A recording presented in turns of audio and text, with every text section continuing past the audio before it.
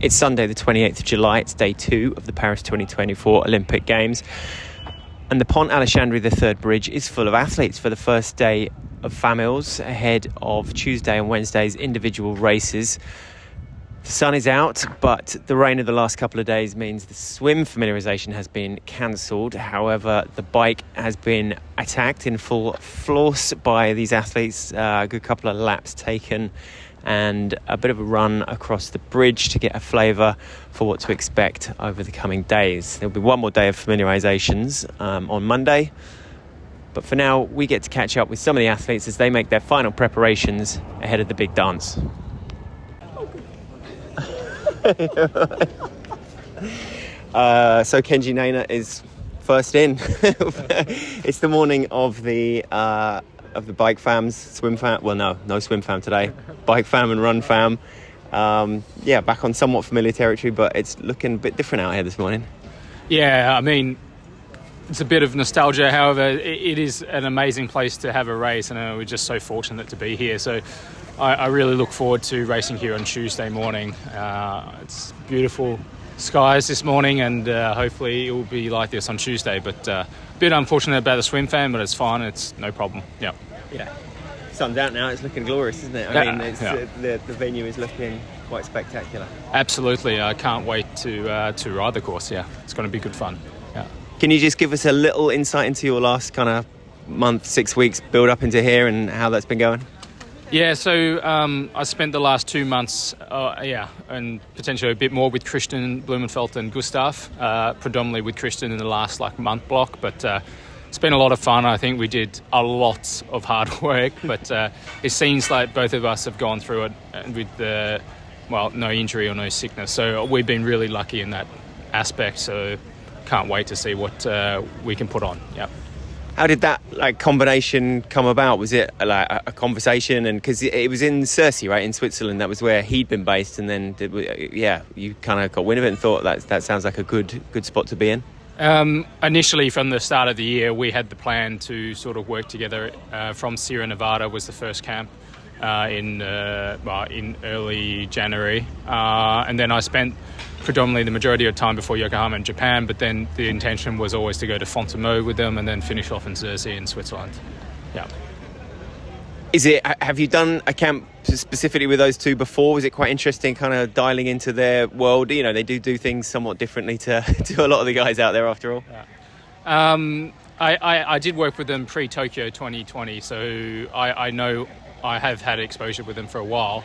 But of course, undoubtedly, it's a lot of hard work. But, the fact that we managed to get through it and without any sickness or any injury has been, then in that sense, we'll be able to use it and capitalise on the work we've done. So I look forward to it. Yeah, was it a case of, two guys knowing that you got this kind of window and with very kind of clear goals? We spoke to him just after Yokohama and he sounded like he had very clear goals of exactly what he needed to do to get where he wanted to be. Yeah, absolutely. The run level is just so high at the moment. So obviously we spent quite a lot of energy developing our run. So, if we have a shot at the podium, which I believe we do, it's what we had to invest our time in, realistically. So, yeah, it's going to be it's the first run block I've done in my life. So it'll be interesting to see how it goes. Yeah. Just thinking back to 12 months ago and the test event here, what were the things that you took away, good and bad, from what was pre-testing race? I myself had coronavirus during that time. I did race, but I was feeling the after effects of it. So after contracting it, I wasn't in peak shape, but I had a really good feel for the course and the current speed and. Yeah, the run was just so quick. Everyone took off in the first K in 2:45. It's just we got to be prepared this year that some people are just going to go for it from the get-go. And people like Dorian and Pierre, I looked at the statistics of it, and they sort of they held back a little bit over the first lap, and then sort of came through in the second. You saw Alex push from 3 to 5K last year, so it's really going to be interesting to see the dynamic. But I don't think the bike is going to be the same. The bike last year was really quite domestic, so I think this year will be on just because people are noticing that everyone can run now. So rather than putting leaving it up to chance, you might as well consolidate something like a good performance from the get-go. Yeah, I guess that scenario is like equal parts incredibly exciting and incredibly terrifying. Like the sort of power that's going to be put on that bike, and then what's going to be required pretty much straight after, because there's going to be people rolling the dice all over the place. Yeah, absolutely. I think everyone's going to put their 2 cents in. So, I mean, that's what the Olympics should be like, and that's what we're looking forward to. Yeah. Wicked. Kenji, thank you. Thank you so much. Yeah, so Jamie Riddle, South Africa, we are here at the bike fam just done. How are you finding it out there? It's incredible. This is so iconic. I was unfortunately not able to do the test event last year, so to be here, to feel the course, to see all these iconic venues that you've seen on TV, you see in the most romantic movies, it's like romanticizing the biggest race ever. So I'm so excited. It's honestly an incredible opportunity to, 1, be at the Olympics, and 2, be at the Paris Olympics, I think, yeah. So yeah, the test event there, there's a big hoo-ha about that, and not being able to race here, and then not even knowing if you were going to be able to race here in 12 months' time as well, right? So yeah, that kind of journey over the last 12 months to seal this deal has been fraught with excitement and emotion and hard times. And yeah, it's a roller coaster of emotions. Like I'm getting, having to qualify, to being selected, and then obviously all the drama around if we're going to race, what we're going to race. And, at the end of the day, my opponents are far more dangerous than the scene could ever be. And so that's what I'm focusing on, is the opponents and myself, what I can control. And I'm pretty confident that we'll have a race out there, and just cannot wait to get out there. Where's the build-up been for you, before coming to Paris? Where have you been spending your time, and with who? Yeah, with my team, Nico, the coach, and in Bagnoles. It's been a great place to do the training. It's been super hot. That's what we wanted. It was between altitude and heat, and we chose heat. It was just a bit more of a safe option. But yeah, it was like 38 degrees, no AC, so that was pretty tough. But yeah, now dropping here where it's a bit cooler, heart rate's down, and yeah, vibes are up. And the numbers been good. You've been happy with where you've been sat, and a lot of it. Have you been doing some sort of mental prep as well for what is going to be, when we're looking down the transition now, and when that's full of people, it's going to be quite overcoming. Yeah. No, I think that was actually the biggest change for me is mental prep. Like every morning doing 30 minutes to an hour of breath work and mental preparation, not specifically for the race, but just calming down my mind, how to get into that zone. So that's been a big change. The numbers have been good. I think we've taken quite a big gamble, quite a big risk in my training. Obviously, I do have a stronger swim, so we've neglected that part a bit and invested a lot of time into the bike and run to, hopefully reap the rewards come Tuesday. What's the sort of technical discussions about the swim and who it could suit, who it won't? Obviously your teammate Henry Schoeman is noted for being something of a torpedo in the water as well, and I guess he's kind of one of the smaller athletes. There's some big guys that are the strong swimmers as well. Like there's so many variables out there, right? I think it's going to be really interesting. I think this river swim is definitely adding an element that people don't really understand. I think I have a good grip on it. I've done surf lifesaving for 10 years. So I think what it's going to take is obviously the first buoy positioning. Nothing more, nothing less. Like you can't break up the swim there. But then as we turn the buoy, it's going to be probably double the amount of time, same distance. So I think it's going to take a swimmer with one strength and a good arm turnover. But it's also going to take someone to commit. Lots of guys, you're leading the swim, especially into a head current, you're expending a lot of energy. So I don't know if there's going to be turns in the front or how it's going to work, but I do think you need to have a fast turnover, because if you're gliding in the water, it's just going to push you back. So look around to the swimmers with a fast turnover. Yeah.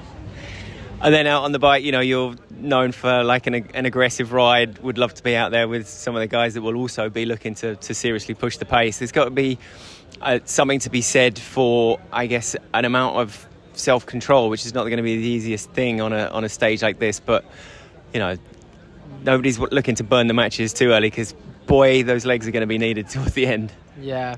Well, it's the name of the game, really. I think you will be able to tell within the first 2 kilometers how the race is going to plan out on the bike. And I'm hoping it plans out in the favor I want it to. It's going to take athletes not even taking a second to look around. Like, we cannot even have someone trying to shout at us. If that's happening, then we already lost the battle. It's going to take those guys from the exit of the swim to get on the bike, and I think we all know what we need to do. It's no secret we have those fast runners that are potentially just going to miss the pack. So it's going to be very important for guys not to look around and to put the hammer down and yeah, gamble, go all in those first few Ks, establish the gap, and then you can kind of ease up a little bit. But that first 2 laps, 3 laps is going to be on like never before, I think. And then if not, then it's going to be a really quick running race for sure under 29. Yeah. All very appealing scenarios. I mean, it's going to make good watching. I think, I've watched the Olympics since 2012, and I think this is by far the most open and wide race. I think there's 20 guys that can truly win, which is actually insane to think about. And that's 20 guys that can win, and then the podium is just open for everyone. Of course, there are some clear slight favourites, but I think honestly on the day anything can happen. Yeah. And for you, now the dust has kind of settled on the Huatulco, I'm sure it feels like a long time ago, but you know, the highs and lows of Huatulco as well, and I guess you must have taken away quite a lot of learning in a very short space of time there as well. Yeah.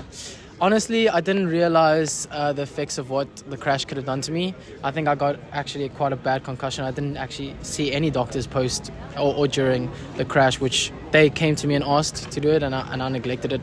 Silly of me. But I was actually affected for quite a bit after that, like 3 weeks of ups and downs and feeling super tired, like kind of foggy in the mind. Also some weird emotions that I've never felt before, and I just thought that was like, okay, maybe the stress of Olympics and stuff. And then once I started to open up to my coaches and stuff, I realized that concussion comes with some things that you don't expect, and it took actually a while to get over that. But yeah, I'm now back, and it feels like forever ago, but also feels like yesterday. But I haven't really raced. I haven't raced since then, so it's going to be exciting to toe the line on Tuesday. Yeah. And in the village with the guys, are you staying in there? Are you out? Like, how's? Yeah. I'm staying in the village. Yeah, I was not going to pass up that opportunity. I think like that's half the win. At the end of the day, it's the Olympic Games. It's all a game, and like I'm not going to trade in like performance for enjoyment. I do this because I enjoy it, and with enjoyment comes results. I think a happy athlete is a fast athlete. In the village, it's surreal. It's something I've never experienced before, like seeing all the statures of the athletes, and different physiques, and you have some really tiny people, then you have like 7 foot, and obviously it's honestly incredible. I think there's 10,000 athletes at the games, and to know that you're one of 10,000 in the world is a very small group, very elite group, but at the same time you're in the village and you feel very small and humbled. So it's like this weird combination of I'm important, but I'm also absolutely nothing. So it's really cool. Yeah. So there is, you think your overriding feeling is going to be enjoyment. You're going to be able to kind of keep a lock on the emotions and enjoy it, and we want to see you out the front of that bike at some point with that grin on your face, and you're able to dig into a sort of a higher piece with everything that's going on. Yeah, I think there's every athlete is going to go through a series of emotions, like almost like grief and all these sorts of things, and it depends on where in the cycle you've taken them and had those emotions. And I feel like I've had my fair share of struggles leading into this, and those struggles made me realize that I cannot come here and pass up the opportunity to enjoy it. Whether I come 5th on the day, 15th or 25th, I'm so proud of myself of getting here, and I don't do the sport for the results. I do the sport to inspire and to enjoy myself and to live a life that you normally can't. So to be here, it's exactly that. Just go out there, enjoy, have some fun. If I blow up, I blow up, but I know I gave my best. So yeah. Brilliant. Jamie, good luck out there. Thanks a lot. So much. Appreciate it. So just heading into the briefing, we have Marten van Riel, 3rd games, right? And been knocking on that door the last 2. And how's it feeling coming into this one?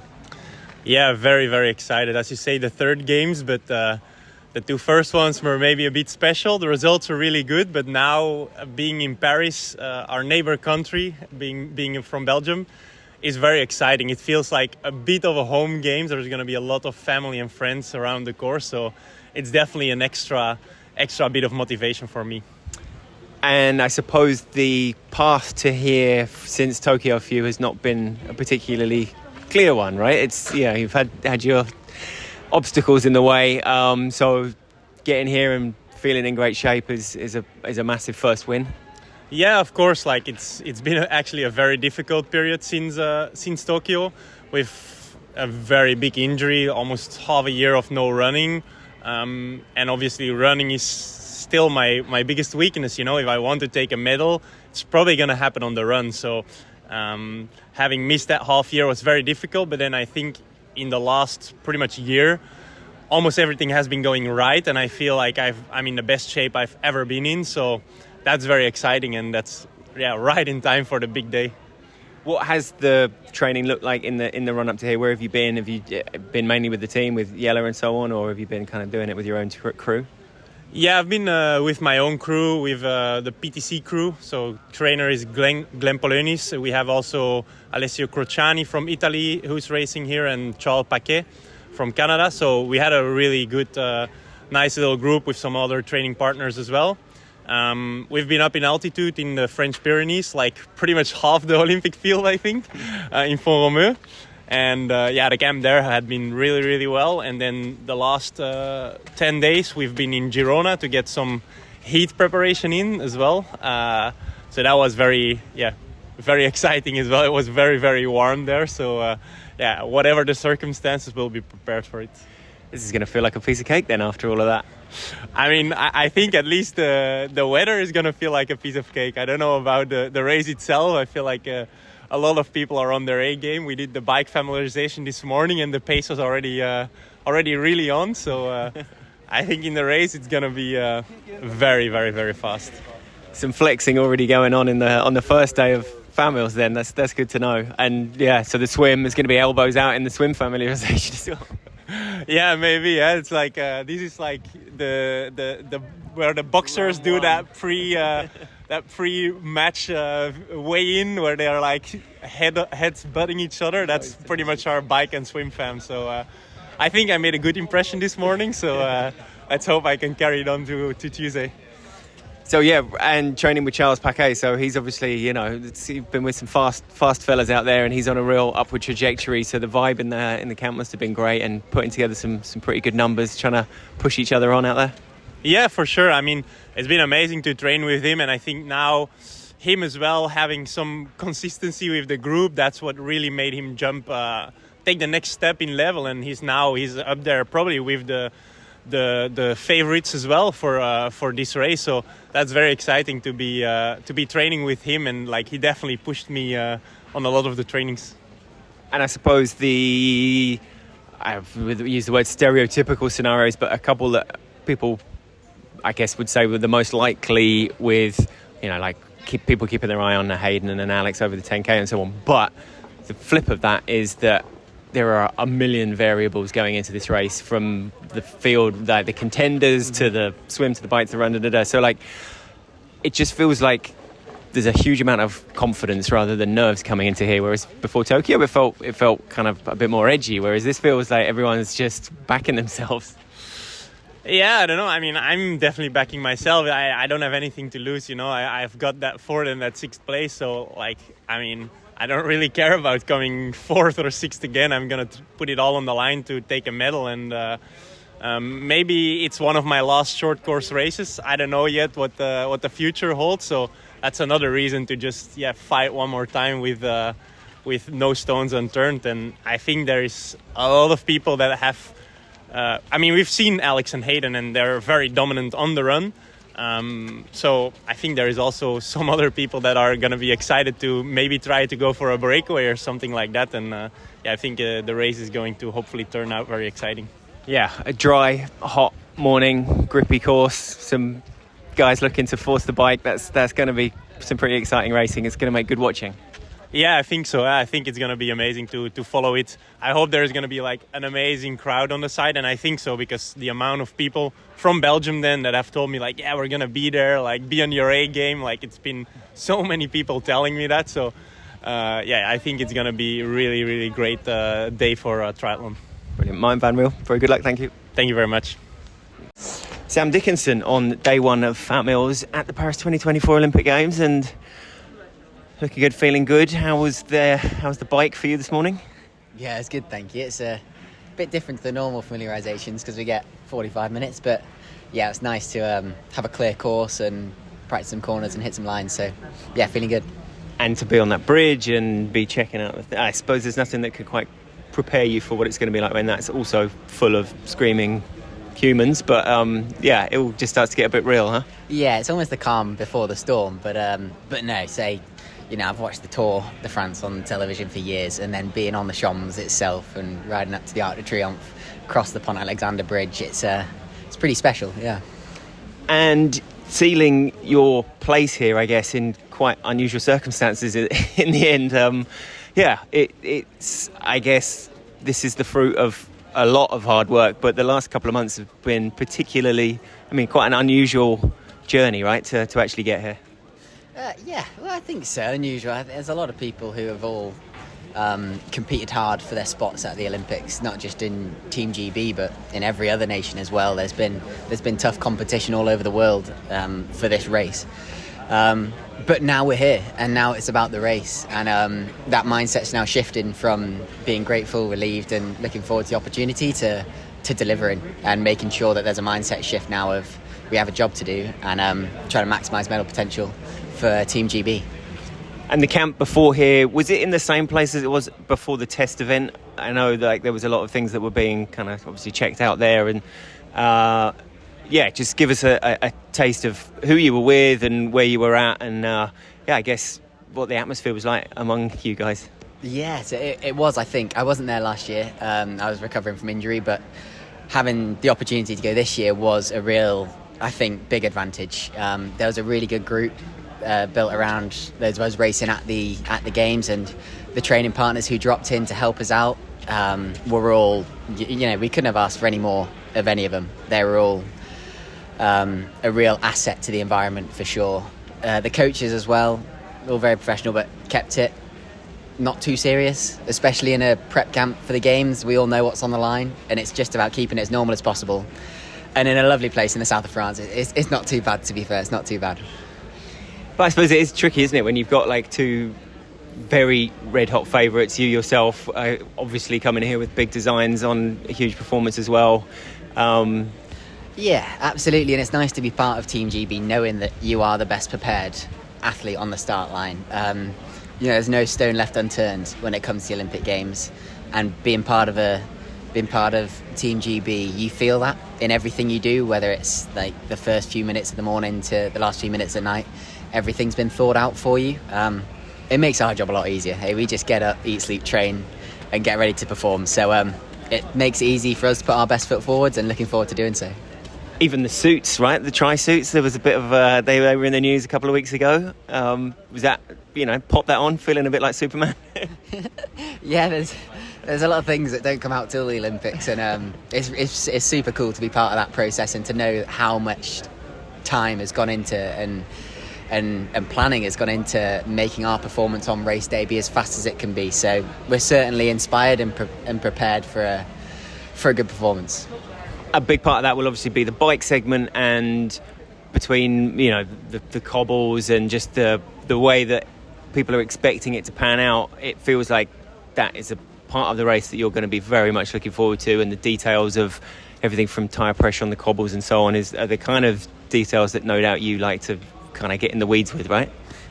Yeah, being a bit of a nerd myself about this kind of stuff certainly took to this course very well. I like it a lot, and yeah, being part of GB as well, we have so many resources to fall back on, to ask about how to ride the cobbles and how to control groups and race fast and hard. So yeah, we've certainly been preparing for this, but then getting out there and having a go this morning really kind of put it all into fruition. So yeah, I'm certainly looking forward to the bike leg. Yeah. And I suppose a big part of this is going to be keeping an eye on those three Frenchmen as well, right? There's going to be a lot of guys looking out for you and Alex, but those the prediction is that they're going to be fast on the swim, they're going to be fast on the bike, and they're the wheels and the feet that you're going to be keeping in minces on. Yeah, absolutely, and there's no doubt they'll have a home field advantage too, and hey, but Alex and I are relising the challenge. Bring it on.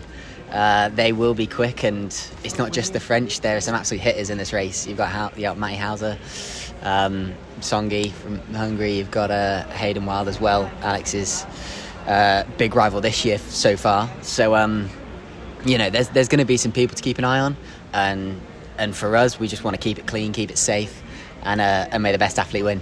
Yeah. And so often in triathlon, like the predicted scenarios never actually play to fruition as well, right? Oh, 100%. Yeah, triathlon's a great sport like that, though, because, you don't know. In swimming, you've got your own lane, and if you swim your fastest time and it's fastest in the world, you're probably going to win. But there's so many variables in triathlon, and when you bring it to a course like Paris, you hit the river swim, again, could completely rip the race apart on that leg. Then you hit the cobbles on the bike, and all of a sudden you find out who's got wheels and who doesn't. And then when it comes to the run, we'll see who's got anything left. Yeah, I mean, for those watching around the world, whether new or old to the sport, it's going to be fascinating.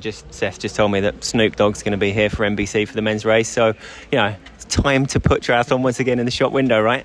Yeah, absolutely. If we can push triathlon out there to the world and get everyone involved, and hopefully they can enjoy it as much as we do. There you go. Thanks, Sam. Thanks so much. ELOI, all the way from Togo. Ready to rumble, first games. It's been quite a journey to get to this point. Yeah, definitely. I mean, the project started as a dream actually when I was a child, and then 5 years ago I thought, listen, you're not getting any older, and if you want to try this thing out for the games, then you got to do it now.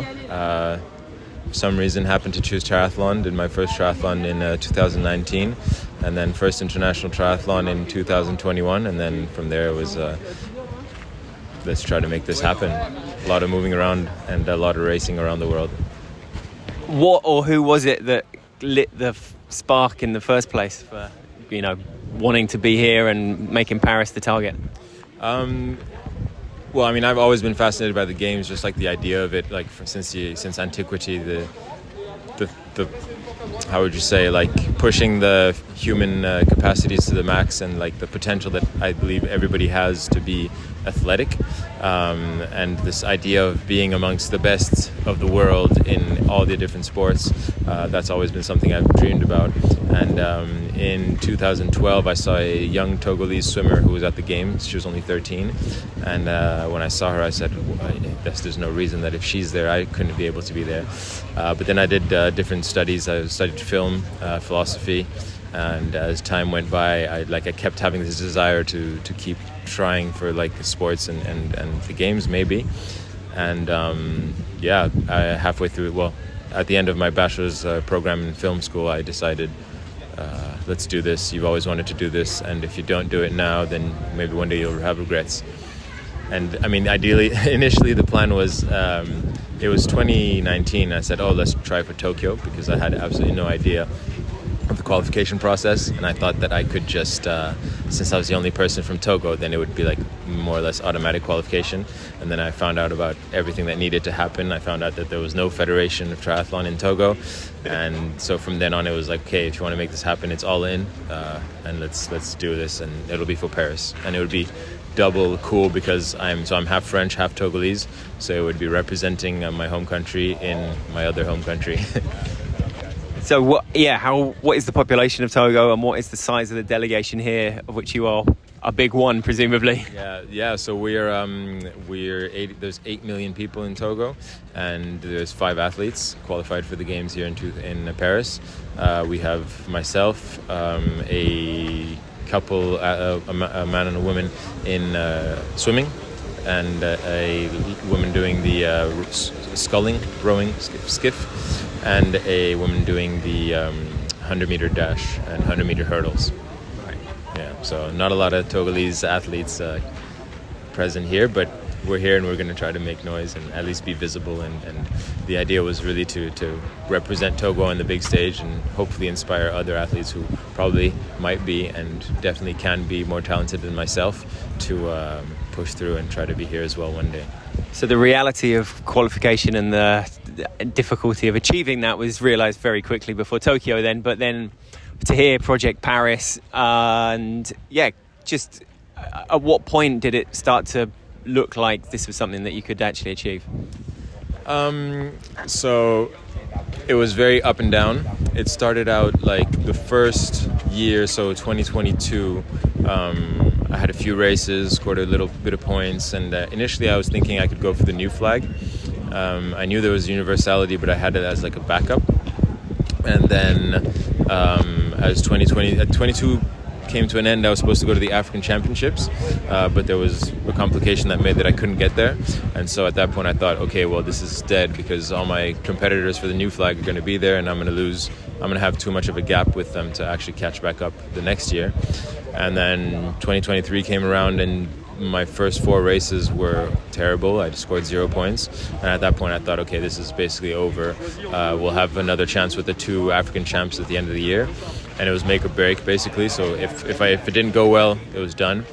But I had 2 good results. Finished 7th in the sprint distance and 5th in the Olympic distance, which was my best race so far. And at that point we started to get quite close to the top 180. I talked with World Triathlon Development, and they seemed to be quite enthusiastic that if I made it to the top 180 I could qualify. And so end of 2023 we thought, okay, we might have a real chance here, and let's try to get some good results at the beginning of 2024 or before the end of May, and hopefully we'll make it. And we did, so it's really cool. And we're here on day 1 of the 2 FAMIL days. Was this the first time that you'd got a proper glimpse of this course and stood up there on the bridge and obviously ridden across it? And just give us the feelings. Yeah. First time I've been. I mean, I've probably been in Paris before. Probably was around here, but I didn't have this in mind the first time. But yeah, first time I actually ride the course. First time I have a look at the Seine, thinking I'm going to swim in there. And the bike course is really cool, really quite fast. I was told that the cobbles are going to be an issue, but I'm from the north of France, and there we have the Paris-Roubaix with really vicious cobbles, and so these ones are quite nice, I think. But yeah, it's a nice course. We go through beautiful places with iconic buildings and sites. Of course, we're not really looking at them too much, but yeah, it's exciting, and it's really cool to see all the other athletes that I usually just see on TV. And yeah, it feels really exciting to be here, part of the big guys. So the size of the achievement is starting to hit home, is it? Yeah, definitely. I think it was quite impressive during the opening ceremony, because we were on the float. I was a flag bearer, and that was just very cool to see all those people sitting in the rain watching and cheering us on. I think now seeing all the other athletes and seeing the course and being in the energy of riding and racing is starting to build the excitement. I think it'll hit much harder once, like on proper race day, when the nerves will be there, and then the spectators will be there, and everything will be set up, speakers and all. But yeah, it's pretty cool. As flag bearer and flying the flag for triathlon at home, there's going to be a lot of people back home very excited to see what you're up to. Yeah, I hope so. I was told that there was big screens at the French embassy in Togo and Lomé, and apparently there were a lot of people watching and cheering us on when they saw us at on the opening ceremony. So yeah, I hope it'll be the same during the race. Awesome. ELOI, thanks very much. You're very welcome. Cheers. So obviously just to hear about your journey to here, and like growing up Mauritius and discovering triathlon like over 10 years ago, just give us a bit of your story. Yeah, I started triathlon I think around 12 years ago. It was just with some friends, some challenge. And yeah, today I'm at the Olympics venue in Paris, which is quite phenomenal and unbelievable for me. Like for now, for me, the motto is a dream into a reality. It was quite a very, very long road until the end. And yeah, it's incredible, the journey. And what was the moment that you realized that it had become reality? Like, how was that process? Obviously, like a lot of blood, sweat and tears in those final races, but the actual, like, the point where it was guaranteed. For me, it's quite strange how I qualified, because normally after the African champs I had a very high chance of qualifying. It was like 1 month before the deadline. Then I suffered a puncture in Nepal, where it was a race but I should confirm my qualification. So then afterwards I lose all the gap I had in front for the qualification, like the big margin. And then I needed to race like 3 races in the last month to confirm it. And yeah, I thought I would, normally it should have been clear since the 27th of May that I was qualified. But then I needed to go through a kind of tribunal process to confirm my qualification. So after the deadline of the qualification, for me it was like 3 weeks of very roller coaster of emotion, because I wasn't sure the whole integrity of my sportsmanship was being questioned. And for me it was very hard mentally as a sportsman to be facing such accusation. So yeah, today I'm very proud to be here. For me it brings back the faith that I had in sport, is that justice always prevails and meritocracy is always key words. So yeah, today I'm proud to show such value today on this race venue. So yeah, it was very hard. Yeah. And if you think back to like that young you going to Chicago for the Junior World Championships, and that, you know, everything's so new presumably and so big, and just like making your first steps, and now you're here on the Alexandre Third Bridge. What would you kind of tell your young self? Yeah, I would say, wow. If you tell me like when I was qualified, even the podium in the African Champ in the junior category was a real surprise for me, because for me, that moment I was like, wow, that's the highest I can reach in that sport. When I heard I'm qualified for the World Championship, I was able to attend. But then over there, I was racing guys that are world champion today, but I didn't realize. The level was really a huge level. But at that time, if you tell me that I could reach that level, I would say maybe in a dream. But today, after working hard year by year, and today it's a proof that nothing is impossible. But for me to be here today, it needed a very huge support from a whole group of people. You see why I like to say that it's not me who is qualified for the Olympic, but a whole team who have worked together out of the comfort zone to bring me here. Today I'm just like the peak of the iceberg, and normally the iceberg you don't see what's below. So I want to thank all these people that believes in me since the beginning, because to qualify for the Olympic it's a long journey. And yeah, because until the end we were not sure about confirming it, even if we were the one to be qualified. And a big part of that iceberg is your family and friends as well, right, who've supported you and will be no doubt watching. To know that they're all going to be able to watch on the biggest stage of them all is quite special. Yeah, it's very special. I want to thank all my family, my coaches, and for me I'm so proud to bring an island you can't even see on the world map today in Paris on the Olympic course. I mean, everywhere I travel, very few people knew about my country, and today to be to be able to show this small island, but the Paradise Island, on a race venue like this, it's a very huge honor for me, and I'm really proud and very grateful for such opportunity. And I want to thank my country, my family, my whole team, the coaches, the physio, the doctor, a lot of people that went out of the comfort zone. It's not that they didn't even do what was necessary, but they do what was possible for me. And today the results, the hard work pays off, and it's unbelievable for me.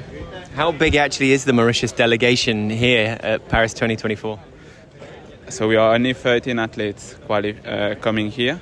So yeah, we are not so big, and it's a very high approach.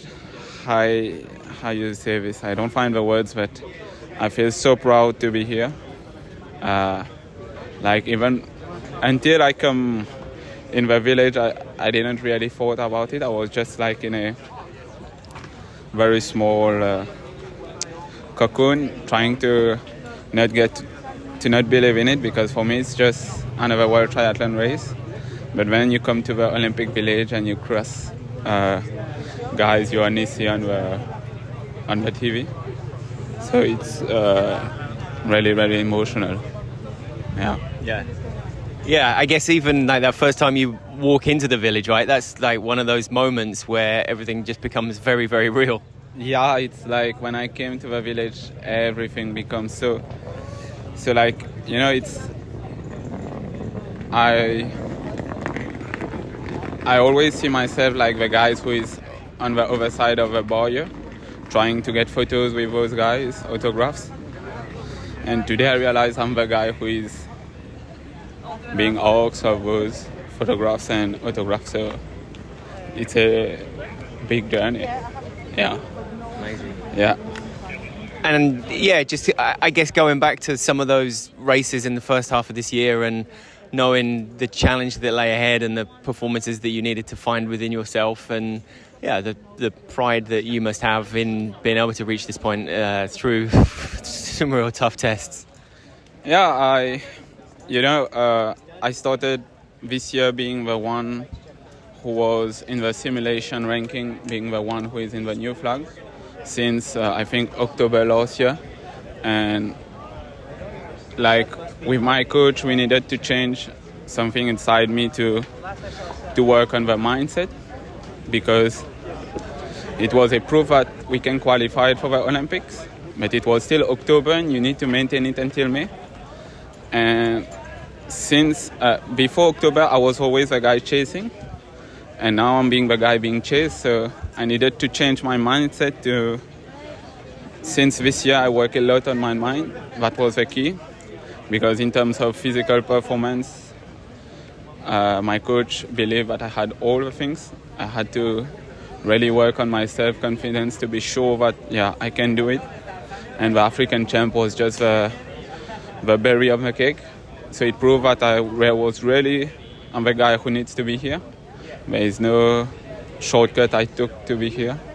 And yeah, this year was really, really a very hard year. My most training was mind training instead of being physically the physical training. And yeah, today it pays off, and I'm really proud what I needed to overcome. And yeah, this was the main struggle this year for the qualification. Brilliant. Well, thanks very much and the best of luck. Thank you very much, you too.